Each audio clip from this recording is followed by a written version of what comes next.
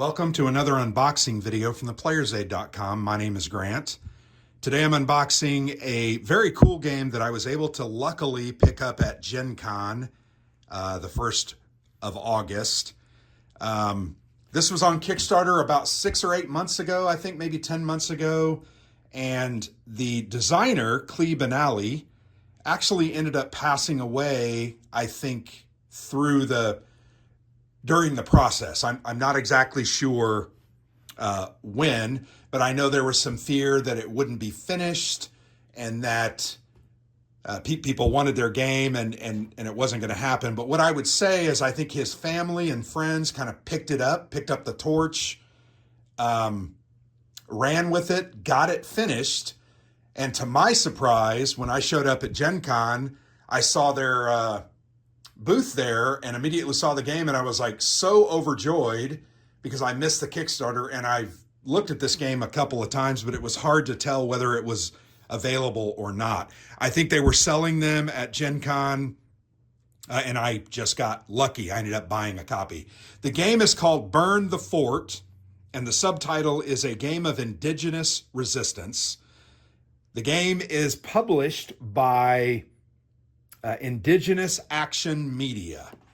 And actually, it's a really great looking box. It has some holographic elements to the gold leafing. You can see the fire and the fort burning in the background, kind of has a sheen and a shine to it. There, I'm trying to catch the different light.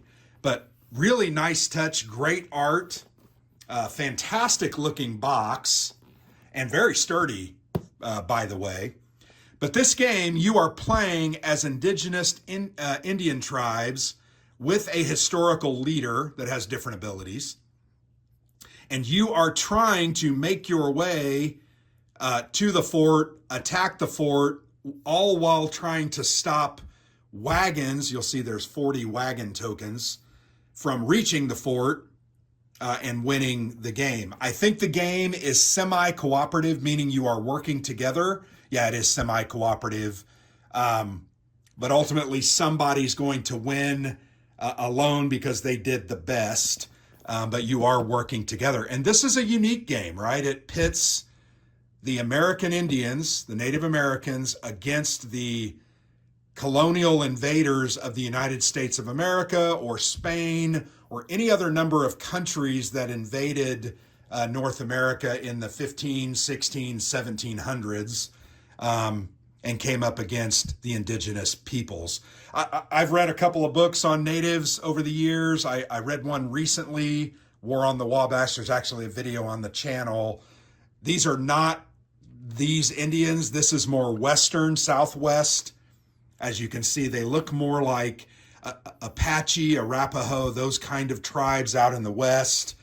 Whereas the book I read were the Eastern woodland Indians, Shawnee Creek, those types fighting against the Americans as they went out into the wilderness, the old Northwest Territory.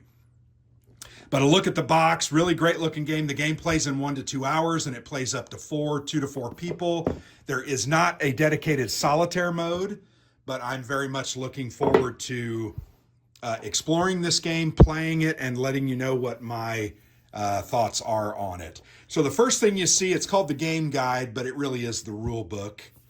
I was looking through this the other day, and pretty interesting set of rules. 22 pages there in the rule book. Once again, the designer, Clee Benally, and he unfortunately passed away during the process. There's a really great story on their website, so you might want to go ahead and check that out. What was their website? Burnthefort.com, I believe. So go ahead and check that out. But love the art style, love the presentation, the graphic design. I just think it's really great looking. Here's a look at all the different components. There's a ton of stuff in here. Don't know everything about how it works, but here you can see you're kind of going at the fort, but here's the Transcontinental Railroad. And if the settlers ever successfully reach the Golden Spike, you're going to lose the game. And I think it's one of those things where you lose together. There are all different types of pieces. Sequence of play is right there. You're going to form alliances with each other or fight alone. Kind of cool. There are cards, lots of tokens, lots of dice. And the game just looks really fun, right? And it uses cards, action cards that are going to help you do what you want to try to do. I think you can trade cards in for different tokens if you need them. And then obviously you attack the wagons, and you can see here's an example of a wagon that's been set on fire. You're trying to destroy those. A really unique design. Very much looking forward to this. Can't wait to give it a play. So there's the rule book. And then here are 3 or 4 sheets of counters or tokens. Let me go ahead and pull all of them out. You can see the fire tokens. They're double-sided, very vibrant colors, and they're not your standard square or round. They look like they're flames leaping up, which is pretty cool, I think. Here are the wagons. They're double-sided, but it's the same image. No destroyed wagon on the back. A bunch of those. Here are your arrowheads, and these are the player colors. So you got black, yellow, white, and green. Couple of different tokens here as well. Here are some of the historical leaders of the colonizers, right? You can see they have a historical element on the back of them, so you're going to learn and learn from history on these. And then here's a couple of other leaders, General Sherman and Ulysses S. Grant. There's also, you'll notice, a dial. So you're going to have plastic pieces that will fit in there, and you'll be able to turn. And then this is like a scorekeeper. I think probably for the fort, you're going to attach those there. So kind of unique. Here's a look at the basic of the board. Once again, a very unique board. You're going to set it up. When I was looking at it, I was trying to remember, do they put those? Yeah, those are on the outside. So I got to get the center thing, but you're basically building the board like this. And they're only single-sided, so there's nothing on the other side. And then each of the players are going to play from this area. Where's the big square piece? Because I did look at this. Here we go. There we go, the golden spike. So that's kind of a unique, not really modular board, but, and then here are the native heroes that you can play as. Buffalo Calf, Road Woman, Mapita Luta, Goyale, see that looks like Geronimo specifically. Lozen, Hastin Dega, and Mochi. And you'll notice the leaders fit in these spaces. So a lot of very cool connecting graphical design elements, which I think is always a good thing. You know, playing a game should be fun and interesting because of the mechanics, but also the components and the pieces and the way things work should be fun and interesting as well. So there you have it. There's a look at the board. You do have a draw bag here. You're going to put different types of tokens in there. Here are some of these different types of tokens. One of these is, and these are really nice. They are like resin or they're just really nice. Not sure what they do, but very nice pieces. Here you have the train kind of meeple. It's going to move on the train track. A bunch of baggies. Here are 2 6-sided dice with those plastic pieces that you will attach these pieces together with. So that's kind of cool. And then there are 2 decks of cards. These say victory cards, and then these say draw cards. So I'm going to peel those off. There's the draw cards, and then these are colonizer cards. So there's several different types of cards. This is a colonizer card. It's white. Move all wagon tokens forward 2 spaces. Add 3 new wagon tokens. And once again, these are moving on these tracks as you're trying to hinder their movement but these cards are going to force them to move.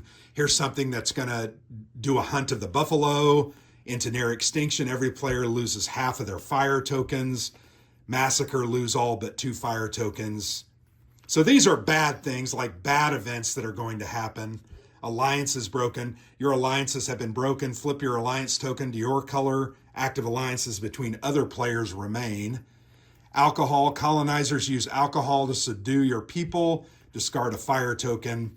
So those are the colonizer cards. Think of those as negative event cards that are going to hinder you.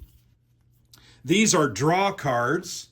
And I think there's, let me open this one, quite a few of those. Yeah, so there's like a big deck.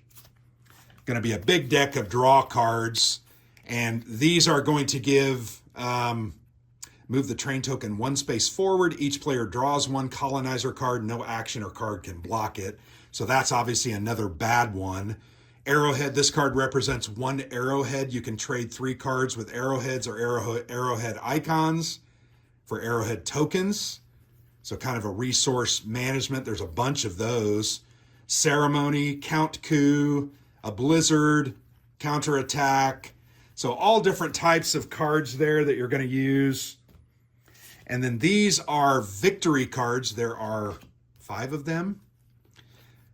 So it looks like these might be, yeah, they look like they're just historical flavor, but maybe I'm wrong in that. Maybe these are tied specifically to a type of victory, but there are 6 of those. Really love the art. Love how they've used lots of indigenous art, just really well done.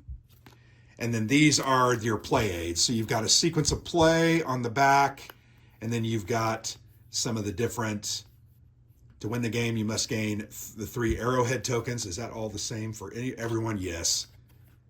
But yeah, nice little play aids there. Just makes the game easier to play. Deep box. I'm going to pull this out and probably store this. I might use that because it'll keep things a little tighter. But nice looking game. Very much excited to give this one a try. I know we have talked, Alexander and I have talked about trying to play this one soon as well. Would love to get a kind of a multiplayer game in, only because that'll, you know, be a little more fun than just the 2 of us. We beat up on each other all the time anyway. But I'm very much excited by this game. I think it looks great. I think the components are amazing looking. And from what I've read about it and what I've seen in the rule book and on the cards, it does look very interesting and should be one of those very historically rich games where you're going to learn a lot, think differently about events, and probably come to some other conclusions than we normally would. So there you have it. Burn the Fort, a game of indigenous resistance from Indigenous Action Media, designed by Clee Benally. Very much excited about this game. We'll play it and do a video review and let you know what our thoughts are.